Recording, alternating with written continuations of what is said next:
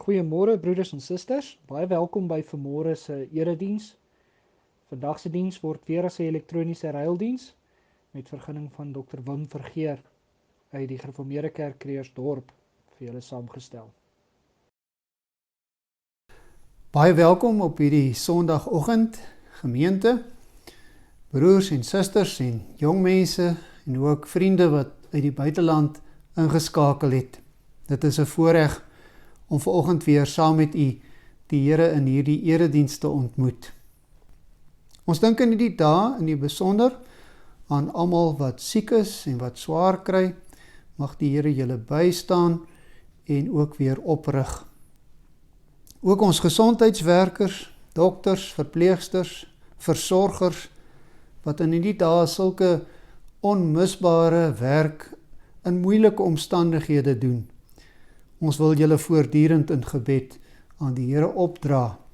Mag hy julle veilig bewaar en ook sterk vir die taak wat julle het. Kom ons nader nou tot die Here in gebed. Laat wat ons sê en wat ons dink vir u aanneemlik wees, o Here, ons rots en ons verlosser. Amen. Geliefde gemeente, genade vir julle en vrede van hom wat is en wat was en wat kom, en van die 7 geeste voor sy troon, en van Jesus Christus, die geloofwaardige getuie, die eerste wat uit die dood opgestaan het, die heerser oor die konings van die aarde. Amen. Ons loof die Here nou met die woorde van Psalm 45, sy eerste en 16de vers. My hart ontroer deur mymering, sal lieflik van 'n koning sing.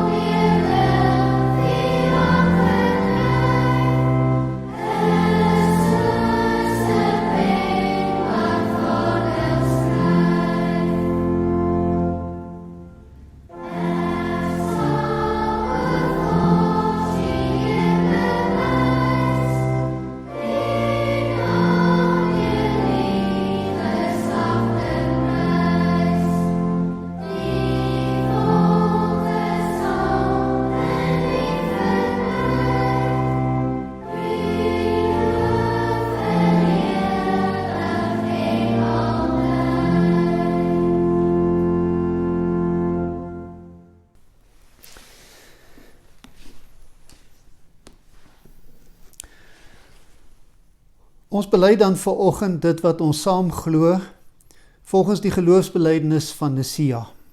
Luister na die woorde en sê dit ook in die hart saam met my. Ons glo in een God, die almagtige Vader, die skepper van hemel en aarde, van alle sigbare en onsigbare dinge. En in een Here Jesus Christus, die enige gebore Seun van God, voor al die eeue, uit die Vader gebore. Hy is God uit God, lig uit lig, ware God uit ware God, gebore, nie gemaak nie, een in wese met die Vader, deur wie alles tot stand gekom het. Hy het terwille van ons, mense en ons saligheid uit die hemel neergedaal, en het deur die Heilige Gees uit die Maagd Maria vlees geword. Hy het mens geword. Onder Pontius Pilatus is hy vir ons gekruisig. Hy het gelei en is begrawe. Op die 3de dag het hy volgens die skrifte opgestaan. En hy het na die hemel opgevaar. Hy sit aan die regterhand van die Vader en hy sal met heerlikheid terugkom om die lewendes en die dooies te oordeel. Aan sy koningskap sal daar geen einde wees nie.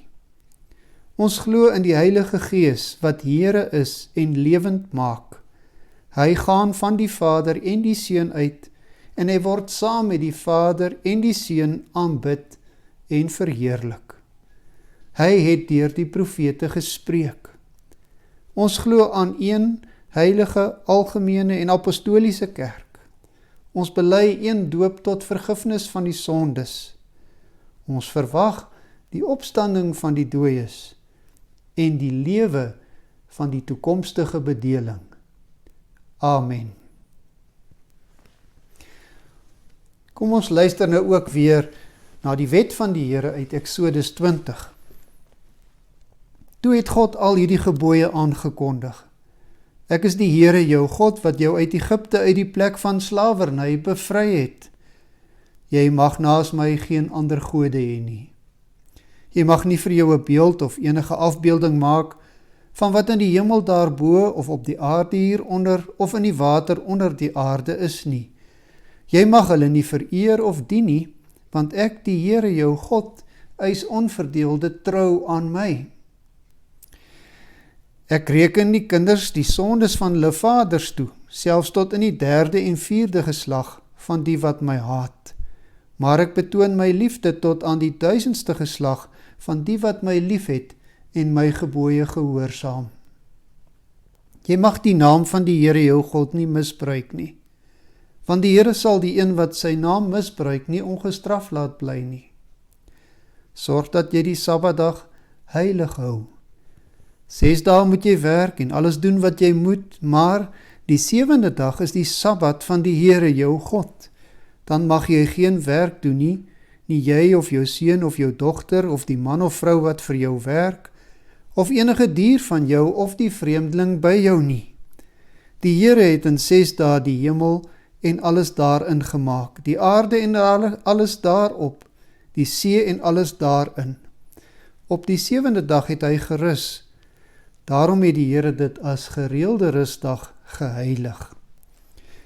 Eer jou vader en jou moeder, dan sal jy lank bly woon in die land wat die Here jou God vir jou gee.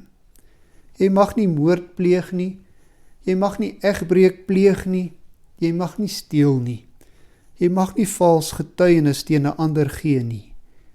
Jy mag nie iemand anders sy huis begeer nie, jy mag nie sy vrou begeer nie, ook nie 'n slaaf of 'n slavin, 'n bees of 'n donkie of enigiets anders wat aan hom behoort nie. Hierdie 10 gebooie, liewe broers en susters, is ook die riglyn vir ons dankbaarheidslewe. Dit gee vir ons lig op ons lewenspad.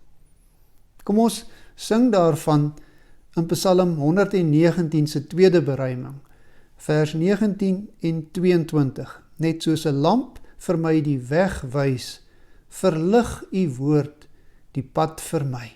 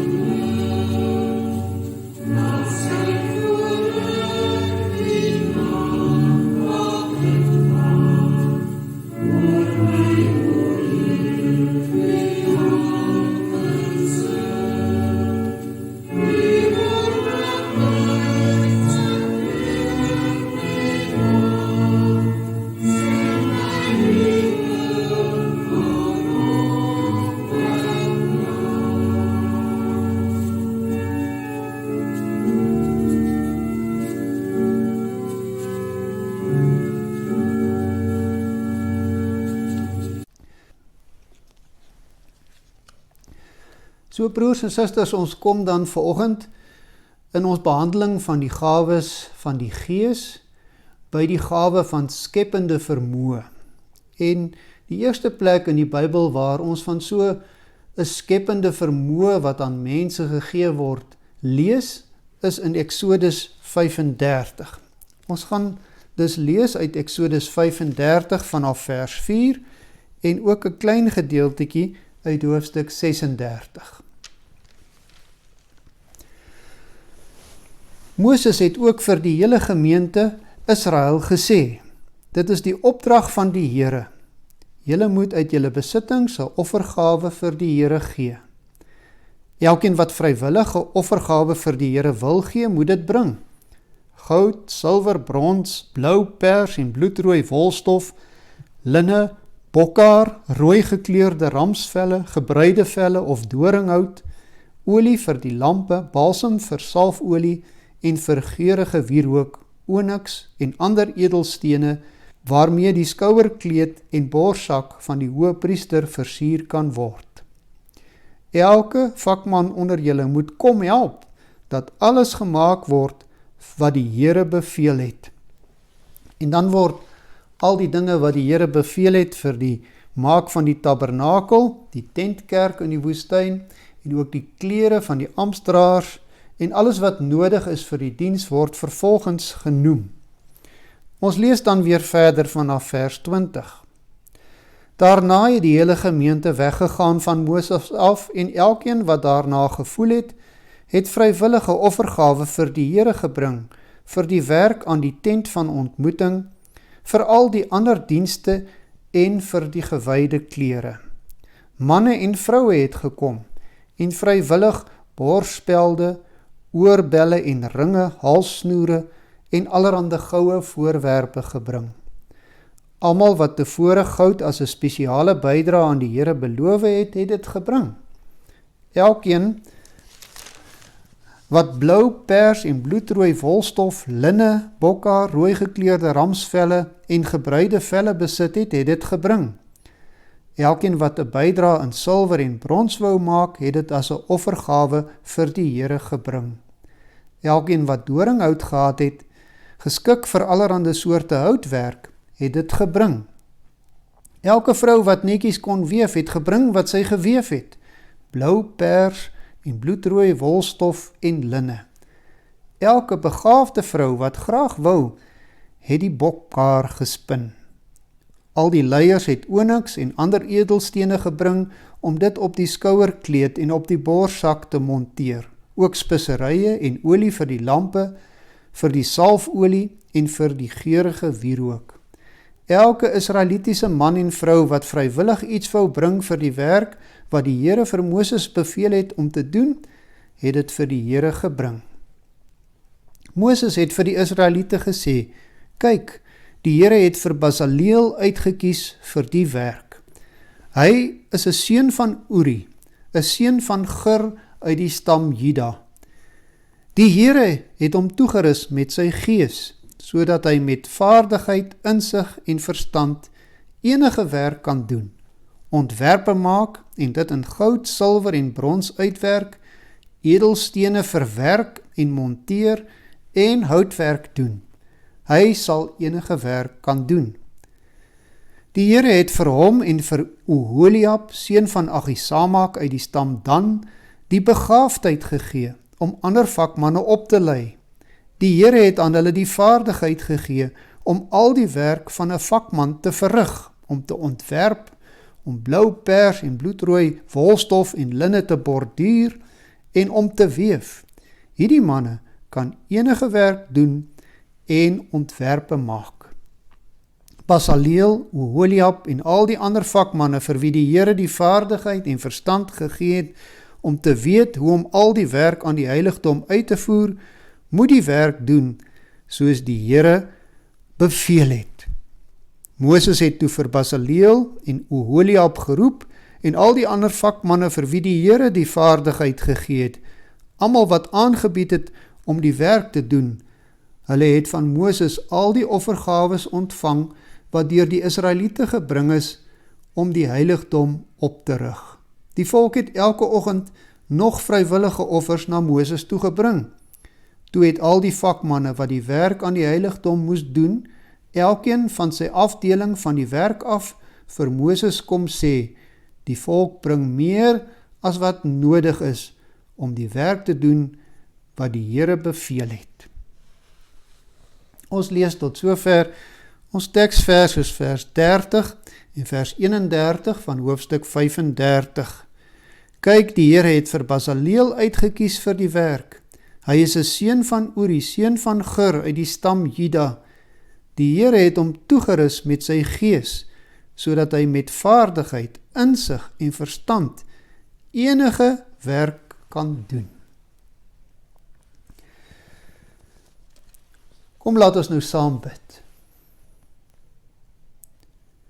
Here, in hierdie oggend, dank ons U vir nog 'n dag wat U aan ons lewe toegevoeg het.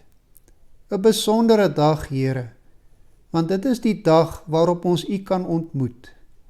Dit is die dag waarop ons daaraan dink, Here, dat U Seun Jesus Christus op die eerste dag van die week opgestaan het uit die dood, as eersteling van almal wat na hom sou opstaan, en as die begin van die nuwe lewe wat U ook vir ons beskik het, die nuwe lewe waardeur ons nou tot U kan nader, U kan ken en U kan dien en U kan eer.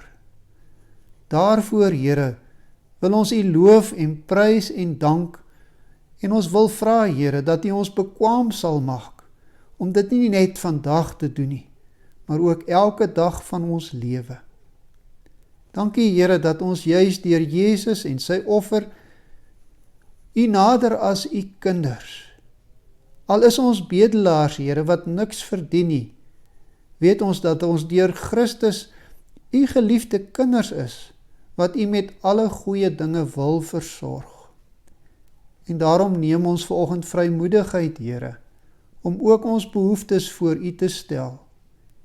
U ken elkeen wat by hierdie diens ingeskakel is.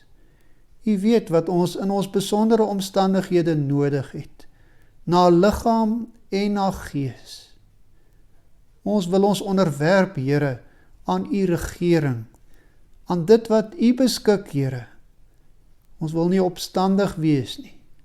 Ons glo en bely, Here, dat U alwys is, en dat U raad goed is, en dat wat U beskik in hierdie wêreld volgens U plan is. Maar Here, maak ons dan ook bekwaam om in hierdie omstandighede gelowig te volhard, met die oog op U, van wie alle goeie dinge kom. Ons bid in besonder vir hulle wat swaar kry, Here. Ons wil vra dat U hand sal lig, dat U genade in hierdie wêreld op baie maniere sigbaar mag word. Ook deur die vordering van die mediese wetenskap, ook, Here, deur wysheid wat U aan regeringsleiers moet gee. Here, gee dat ons in hierdie omstandighede nooit so sal dink of praat of optree dat U naam in diskrediet kom nie, Here.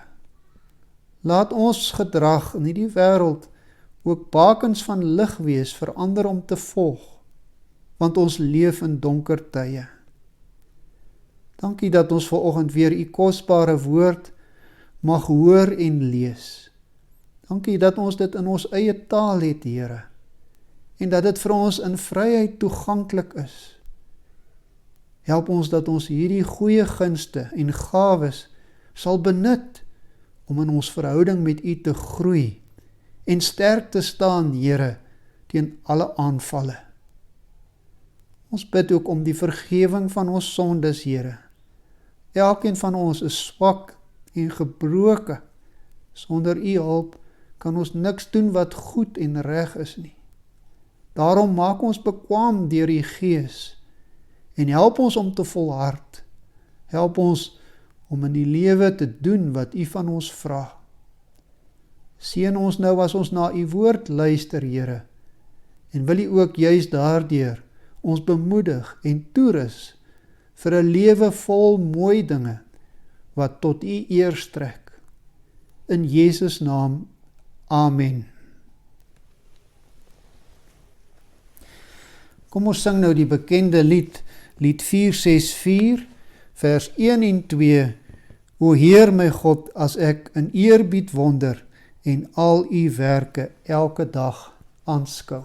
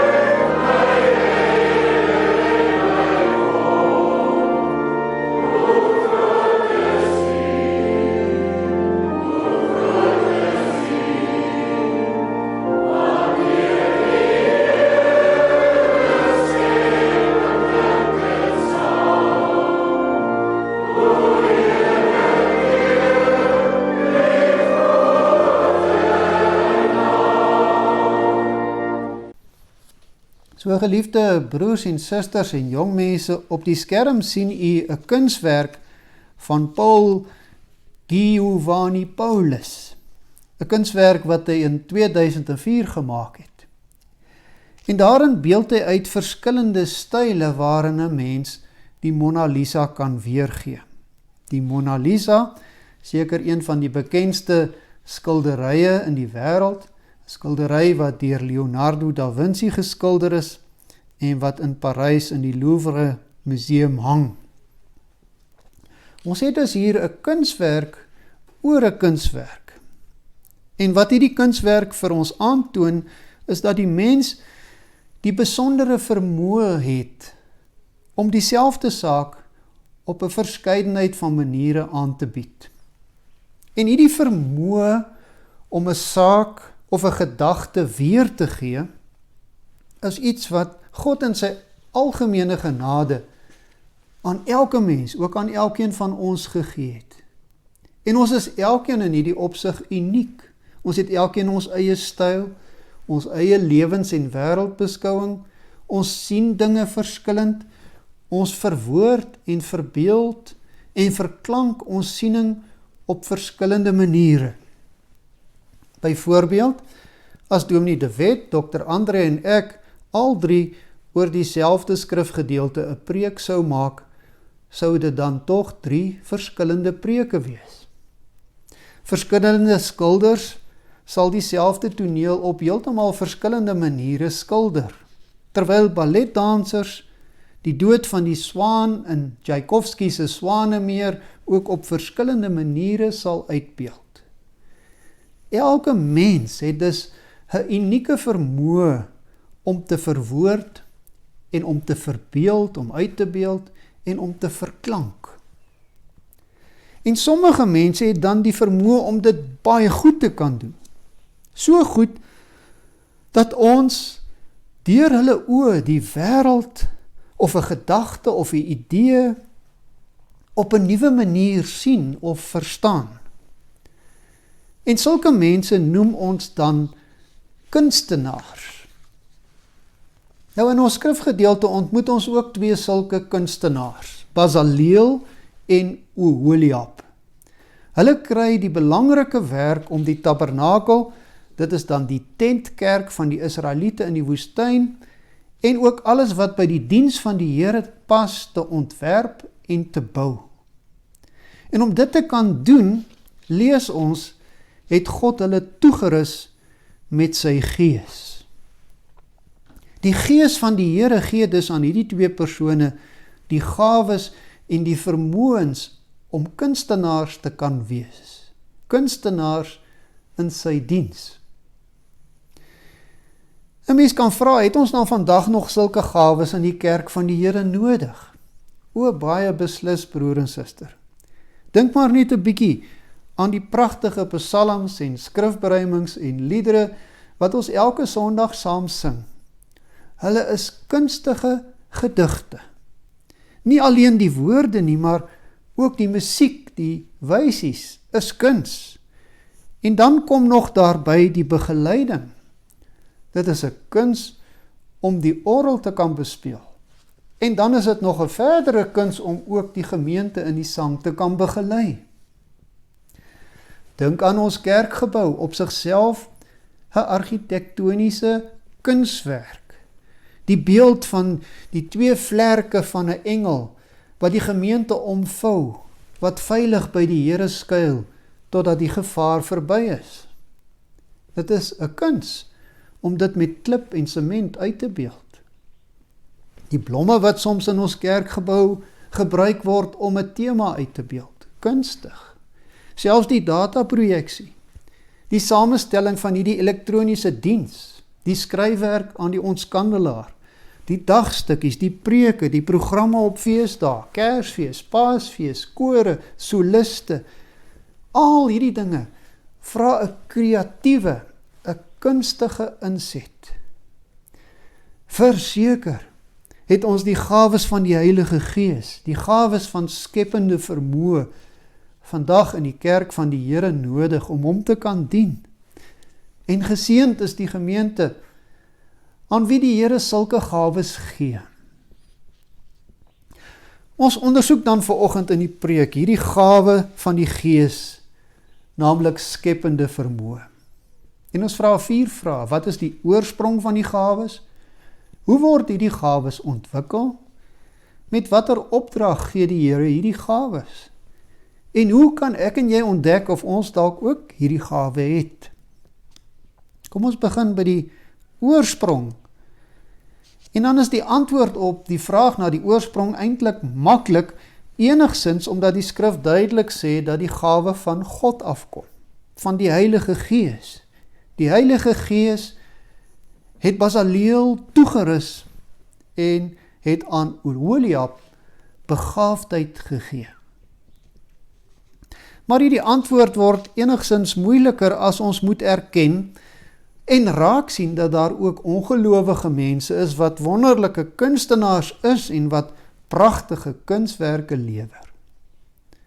Werk die Heilige Gees dan ook in ongelowiges? Dit blyk dan wel die geval te wees, gemeente.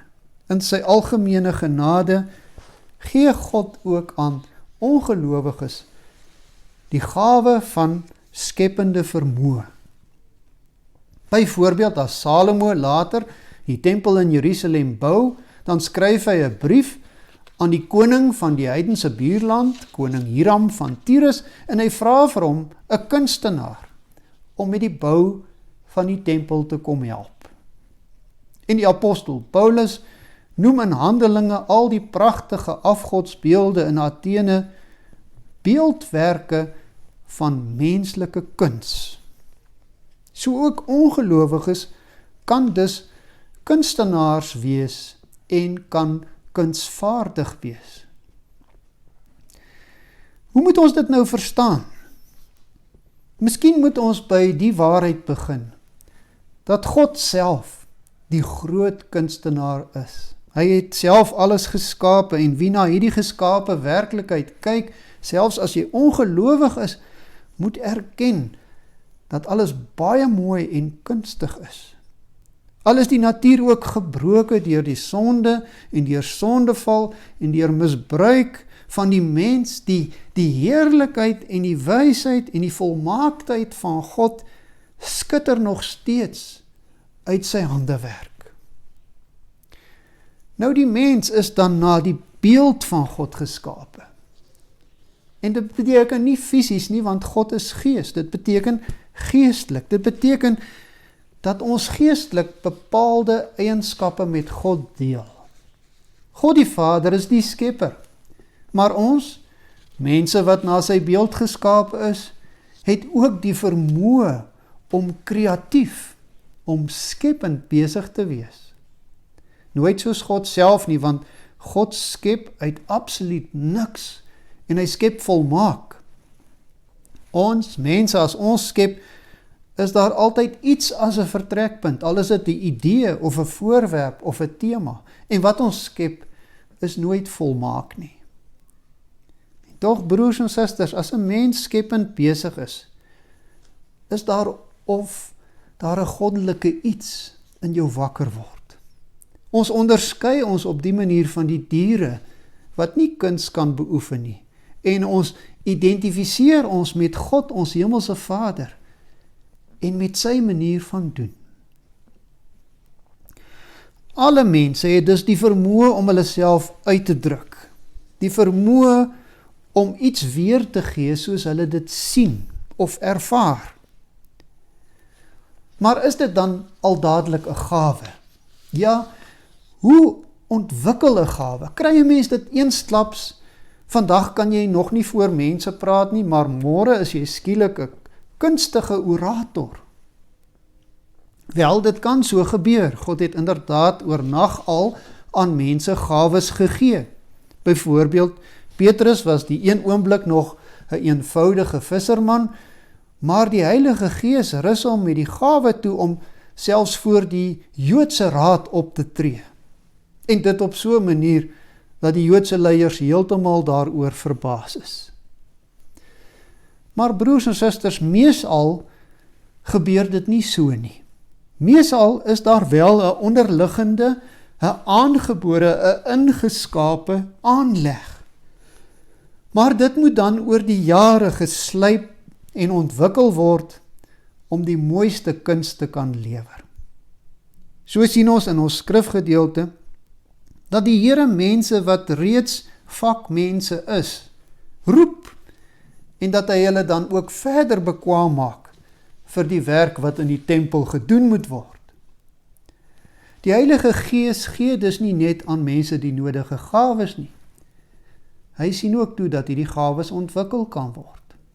So sien ons dan dat Basaleel en Oholiab ook die gawe kry om ander kunstenaars op te lei. En in 'n sekere manier moet ons dan eintlik sê, kuns kan ook aangeleer word. As jy die aanleg het, kan jy daarin opleiding ontvang en algaande beter word. En tog moet ons uit ons skrifgedeeltes aflei dat kunsbeoefening en kunswaardering op verskillende vlakke plaasvind. Om mee te begin, moet daar mense wees wat bereid is om in die kuns te belê, wat terwille van die feit dat daar kuns kan wees, bereid is om op te offer.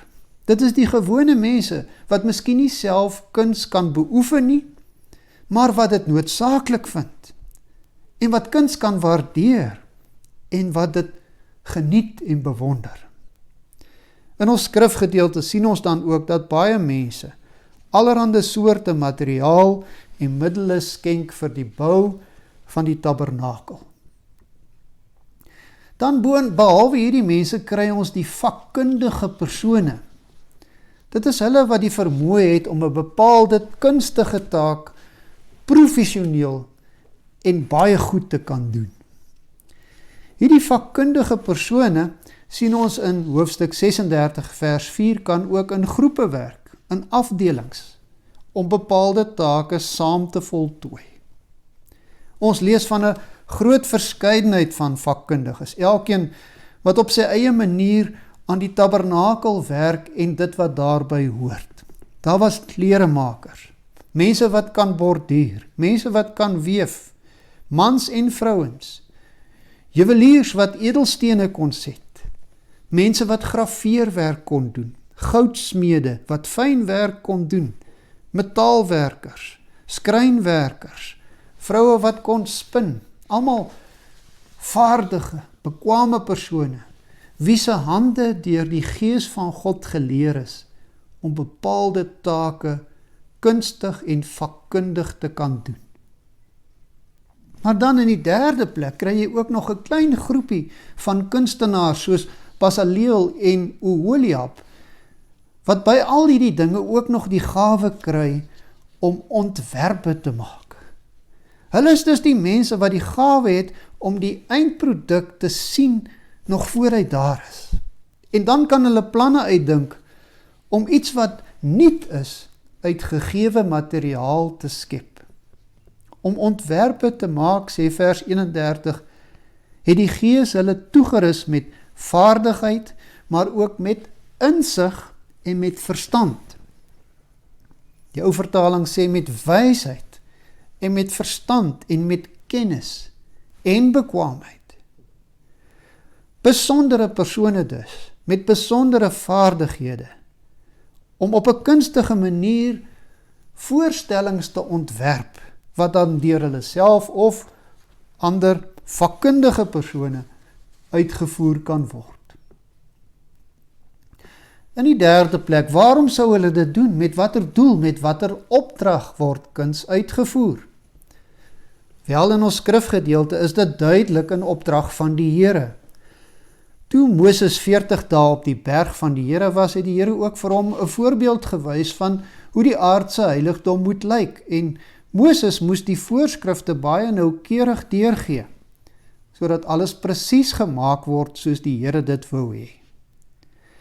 Daarom lees ons byvoorbeeld ook dat selfs die klere wat Aaron moes dra, kunstig gemaak moes word.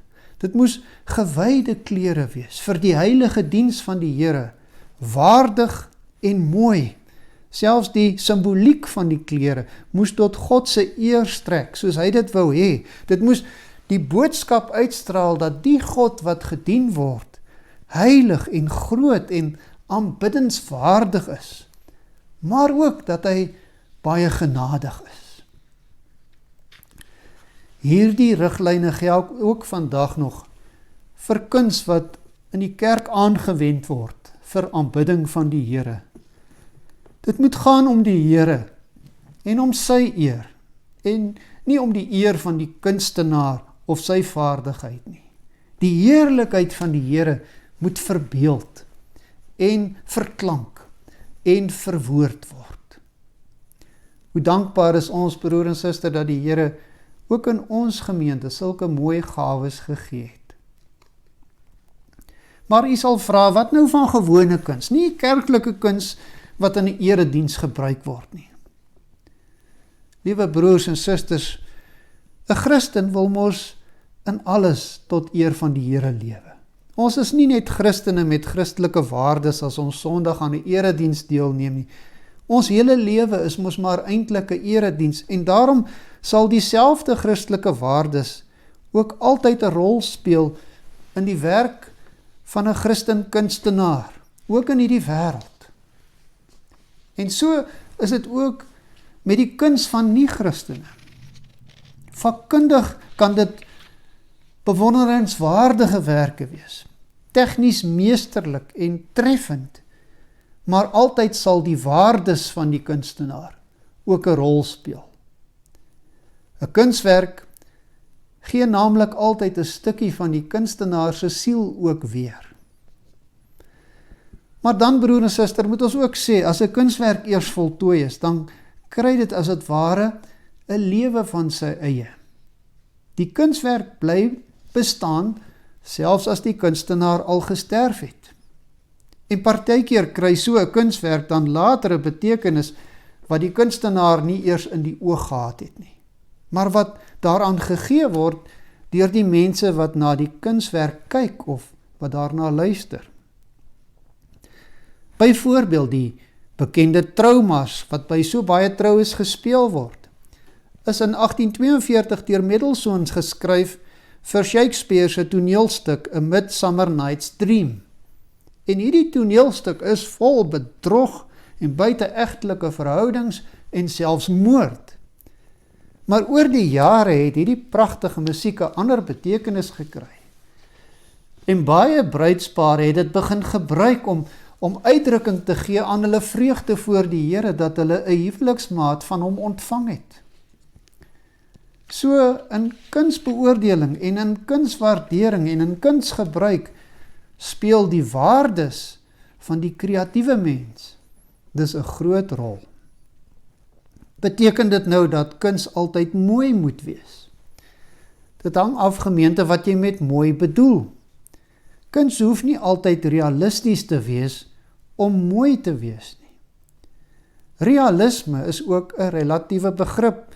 Selfs 'n fotograaf wat 'n foto neem, gee nie 'n blote replika van die oorspronklike werklikheid nie. Nee, beligting en agtergrond en hoek en omstandighede gee in die foto ook 'n bepaalde konteks, 'n bepaalde boodskap deur. Kyk byvoorbeeld ook na hierdie bekende skildery, wat Edvard Munch in 1893 geskilder het. Dit is nie baie realisties nie, en in my oë is dit ook nie esteties baie aantreklik nie. Maar daar gaan 'n boodskap van uit. Munch het die skildery die skreeu van die natuur genoem. Mettertyd het die naam bloot die skreeu geword. Maar wie is dit wat skreeu? Is dit die natuur? Of is dit die persoon op die brug? Of is dit albei? As ons vandag in ons omstandighede na hierdie kunswerk kyk, dan voel 'n mens miskien, ja, uit die natuur het die bedreiging van die pandemie gekom. Ek sien dit in die skildery. En jy voel partykeer, jy wil skreeu, soos daar die persoon op die brug. En tog is daar twee ander figure wat gewoon hulle gang gaan. So kan 'n kunswerk 'n mens tot diep nadenke lei, broer en suster. En 'n Christen kan dan in sy of haar belewing van nood deur so 'n kunswerk gelei word om gelowig na God toe te draai. Op 'n ongelowige het hierdie skildery dalk 'n ander effek.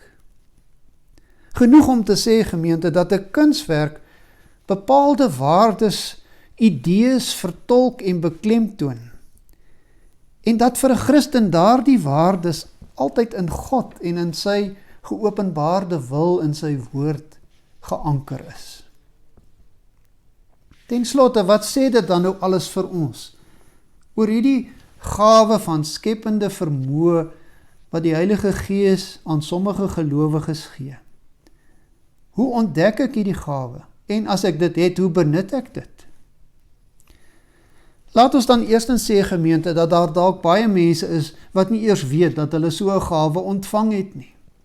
Party digters ontdek eers in hulle ouderdom dat hulle kan dig. Sommige skooliere het nooit besef dat hulle kan teken of skilder nie, totdat daar 'n kunsonderwyser kom wat hulle 'n bietjie touwys maak. Party weet nie eens dat hulle kan sing of dat hulle musikaal is, voordat hulle daartoe gedwing word nie. En ja, dan is daar ook nog altyd daardie persone wat wel weet dat hulle die gawe het. Hulle het al geskryf en hulle het geskilder of geborduur of geweef of gekomponeer, maar nou, sê hulle, het ek nie meer tyd daarvoor nie. Ons almal moet in hierdie verband weer mooi gaan dink. Is ons Hemelse Vader nie die skepper nie? En is jy, as jy soos hy, kreatief en skepend besig kan wees, nie baie naby aan jou Vader as jy dit doen nie? En as hy vir jou die gawe gegee het, lê daarin nie 'n uitnodiging om heerlik saam met hom, die Hemelse Vader, in hierdie wêreld op sy manier besig te wees nie? En lê daar nie 'n groot bevrediging in, as jy kunstig iets tot sy eer kan produseer nie? Die antwoord op al die vrae sal jy ontdek as jy bloot eenvoudig gaan probeer. Gaan doen iets wat uit jou siel kom. Maar juist daarom, gemeente, let ook op die volgende verse, en ek vertoon vir u die ou vertaling. En let op hoeveel keer die woord hart in ons skrifgedeelte voorkom. In die hart van elkeen wat kunsvaardig is, het ek wysheid gegee. En elkeen wie sy hart hom opgewek het, het die offergawe van die Here gebring.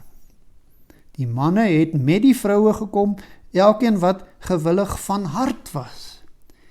En al die vroue wie sy hart hulle opgewek het deur kunsvaardigheid, het bokhaar gespin. Elkeen wie sy hart hom opgewek het om aan die werk te gaan, om dit klaar te maak. So kunsvaardigheid lê in en kom uit die hart. Gaan ondersoek dus jou hart en kyk of die Gees van God nie daar die gawe en ook die behoefte en die begeerte gelê het om iets tot God se eer weer te gee en in hierdie wêreld te skep nie. Die omstandighede waarin ons nou leef, gee juis 'n bietjie meer tyd om na te dink oor wat in 'n mens se hart aangaan. En weet jy, dikwels is van die mooiste kunswerke deur mense geskep wat 'n baie moeilike en traumatiese tyd deurgegaan het. Byvoorbeeld, wanneer die digter Tosius binne 1 jaar sy 1-jarige seentjie François en sy 13-jarige dogter Wilhelmina aan die dood moet afstaan, dan gaan hy en sy vrou deur 'n vreeslike hartseer en smartlike tyd. Maar uit hierdie groot hartseer en sielsworsteling ontstaan daar kunswerke wat ons tot vandag toe nog troos. In sy bundel Passieblomme skryf hy onder meer die volgende verse: As ek oor bleed verlate sand, oor duine en skemerdonker land, die doodse velde op laas moet gaan, dan sal hul spoortjies voor my staan. As ek dan oor die sand moet gaan, dan hou ek op die spoortjies aan, totdat ek, waar dit haas verswind, hulle albei eindelik vind. Het is moeilik om hierdie vers te lees, sonder om daardeur geraak te word nie. Die woorde dra die hartseer van gemis, maar ook die Christelike waarde van 'n vaste geloof in 'n ewige en blye weersien.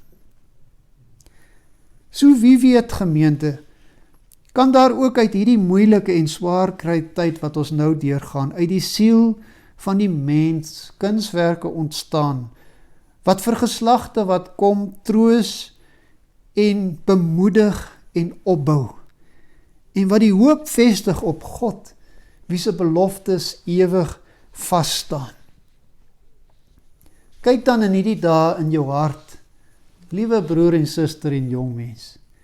Het die Gees van God nie daarin iets gelê wat op 'n kunstige wyse tot eer van die Here verwoord, verklank of verbeeld kan word nie? En terwyl jy so nadink en dalk aan die werk spring, sê maar vir jouself die woorde van Psalm 43 op: My siel, wat treur jy nog verslae en is onrustig in jou lot? Berus slegs in Gods welbehae. Strek uit jou hoop na beter dae. Verrys, herleef op sy gebod.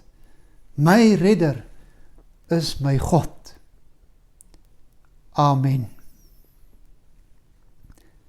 Kom ons dank nou saam. Onse Vader, hoe mooi het U die wêreld nie gemaak nie. In U handewerk sien ons U grootheid en volmaaktheid en heerlikheid en wysheid. Soos die digter van Psalm 8 wil ons dan sê, wat is die mens dan dat U aan hom gedink het? Dat U ook aan die mens die vermoë gee om uit te druk en weer te gee en te skep. Dankie Here dat U ook mense gee met hierdie besondere gawe om ons te lei in u diens en om ons oë oop te maak vir die besondere aspekte van hierdie wêreld, om ons gedagtes te rig en ons hoop te vestig op u wat in hierdie wêreld besig is.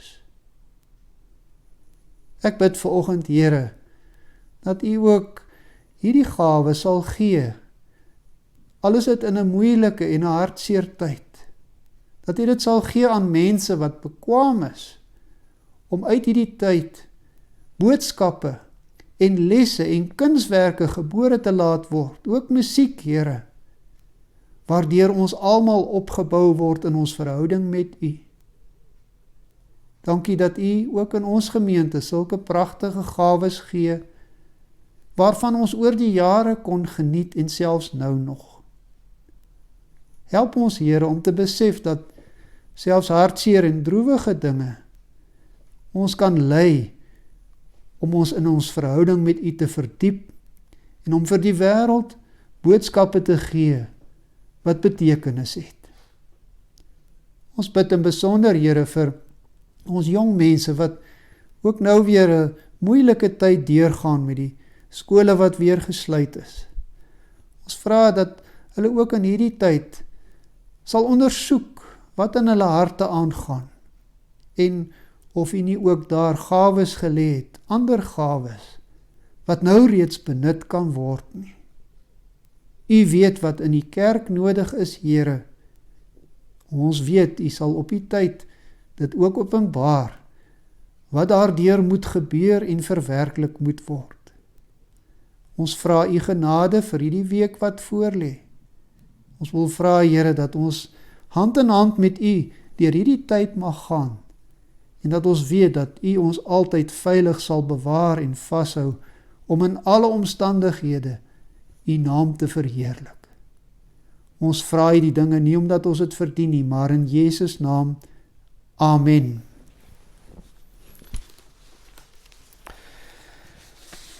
Ons slotsang is Psalm 43 vers 3 en 5.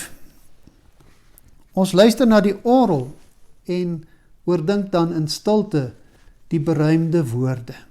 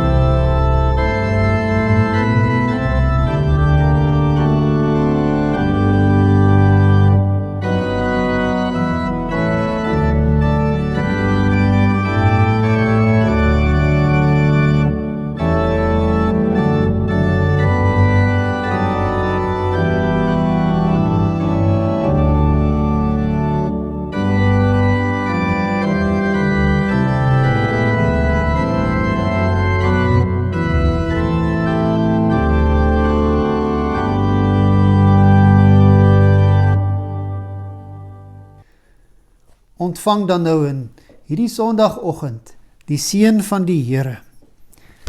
Die genade van ons Here Jesus Christus en die liefde van God en die gemeenskap van die Heilige Gees is en bly met ons.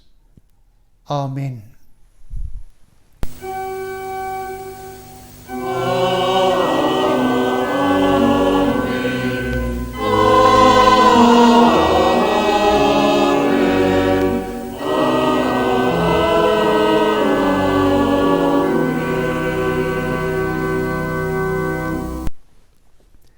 'n mooi Sondag word u verder toegebid. Dan vir die afkondigings wil ons u net herinner aan die liefdegawes en die dankoffers wat u elektronies kan afdra. Dit laat die diakonie toe om ook hulle liefdeswerk te doen, so veral in hierdie moeilike tyd wil ons vra dat u tog aan hulle ook sal dink. Vir die verjaarsdag, vandag die 16 Augustus, is dit Andrei Hansen, die 17 Augustus Jaco Swart, die 18 Augustus Leonie Naber, Werner Venter en Tannie Kleintjie Steyn, wat 'n mooi ouderdom van 88 jaar mag bereik. Die 19 Augustus Michael Braun, Reinhard Jansen van Vieren, Wilmien Meiburg, die 20ste Anneke Erasmus, Chris Creer, Richard van der Berg, Len van Leeuwen en die 21ste Augustus Gert Herbst en Dobber Maree, die 22ste Wynand Dreyer. En ons wil vir u die woorde van Psalm 134 toebid, dat die Heer se seën met u sal gaan en dat ons bid dat hy sy seën oor u sal gebied vir hierdie nuwe lewensjaar. Mag u ook 'n baie geseënde Sondag hê.